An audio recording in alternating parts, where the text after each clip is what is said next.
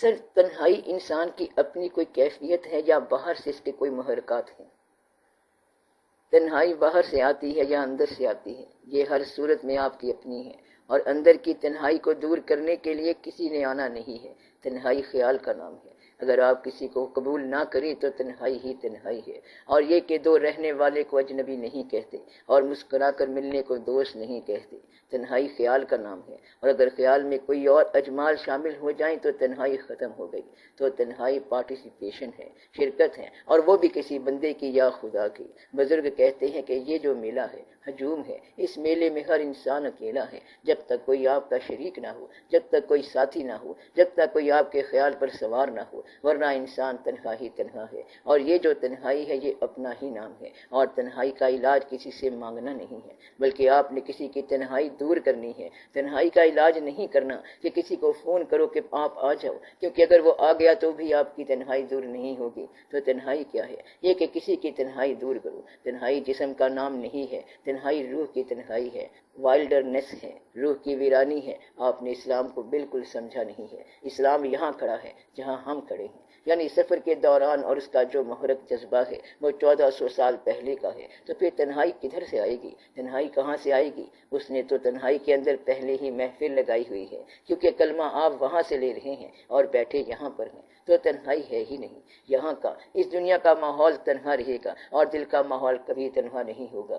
جس دل میں اللہ کی یاد ہے، اللہ کے محبوب پاک صلی اللہ علیہ وآلہ وسلم کی یاد ہے، قرآن کریم کی یاد ہے، اور اس آدمی کی یادداشت خراب ہو گئی جس کو مری ہوئی ماں یاد نہ آئی، تو روح کی ویرانی کب آتی ہے؟ یادوں کا ختم ہو جانا تنہائی ہے، اور یہ باہر سے نہیں آتی، اندر سے آتی ہے۔ جب آپ دل کے کٹھور ہو جائیں تو تنہائی آ جاتی ہے۔ کٹھور ہندی زبان کا لفظ ہے، اس کا مطلب ہے سخت۔ جب آپ دل کے سخت ہو جاؤ، جب آپ مطلب پرست ہو جاؤ تو تنہائی آ جائے گی۔ اللہ تعالیٰ نے فرمایا کہ جب تم میری یاد سے غافل ہو جاؤ گے تو پھر عذاب کی شکل کا نام تنہائی ہے۔ تو یہ راز ہے۔ اللہ نے اور بھی کہا ہے کہ میری یاد سے غافل ہو گے تو سکون نہیں ملے گا، تو سکون نہ ہو تو تنہائی ہوتی ہے۔ تو اللہ نے کہا ہے کہ نہیں پاؤ گے سکون مگر اللہ کی یاد میں۔ تو اللہ کی یاد میں سکون پانے کا مطلب کیا ہے؟ کہ تنہائی ختم ہو جائے گی۔ تو تنہائی جو ہے یہ آپ کی روح کی ویرانی کا نام ہے، اور یہ باہر سے نہیں آتی بلکہ اندر سے زنگ لگتا ہے۔ پھر پارٹنرشپ ختم ہو گئی، کسی کے شریک ہونے کا غم ختم ہو گیا،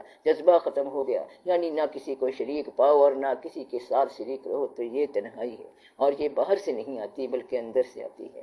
آپ جا کر کسی محفل میں بیٹھ جائیں، اور جب آپ نے کسی سے بات ہی نہیں کرنی تو پھر خود بخود تنہائی آئے گی۔ اور اگر کوئی کسی کو یاد کر رہا ہے کہ کسی کا خط آیا ہے اور اس نے خط میں لکھا ہے کہ آپ نے میرے خط کا جواب نہیں دیا، اور ہے بھی پیار بھرا خط، کہاں سے اس نے لکھا اور کہاں پر بیٹھ کر اس نے لکھا، آپ کو یاد کر رہا ہے، تو ایسے میں تنہائی نہیں ہوگی۔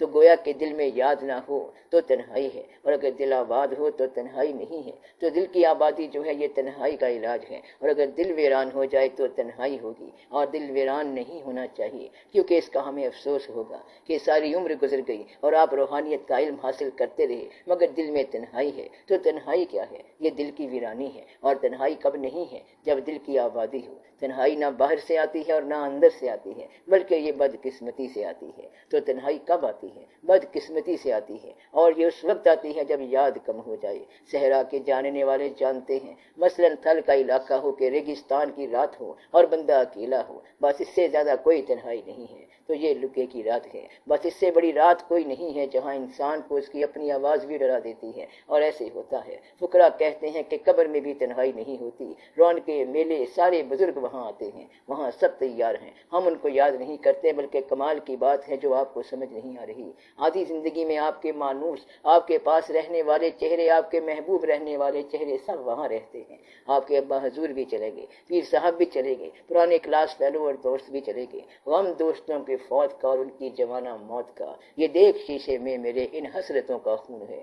تو جو آرزویں تھیں اب یہ سارے لوگ وہاں ہیں جنہیں آپ یاد کرتے ہیں، وہ سارے وہاں چلے گئے۔ تو آپ کے دوست، بزرگ، درویش، پیر اور فقیر سب ادھر چلے گئے۔ میرا خیال ہے میلہ ادھر زیادہ لگ گیا ہے، تو میلہ تو وہاں ہے، اور میرا خیال ہے کہ اب میلے میں چلو، یا تو آپ کا محبوب کوئی نہ ہو یا پھر طویل زندگی نہ ہو، کیونکہ محبوب کے بغیر طویل زندگی عذاب ہے۔ تو محبوب کسی انسان کا نام ہوتا ہے، نہ مقصد سے محبت، نہ نظریے سے محبت، نہ قوم سے محبت، نہ وطن سے محبت، نہ ادھر سے محبت نہ ادھر سے محبت، صرف اور صرف بندے سے محبت، اور بندوں نے سب سے بڑے بندے سے محبت، اور محبتوں کی انتہا محبت۔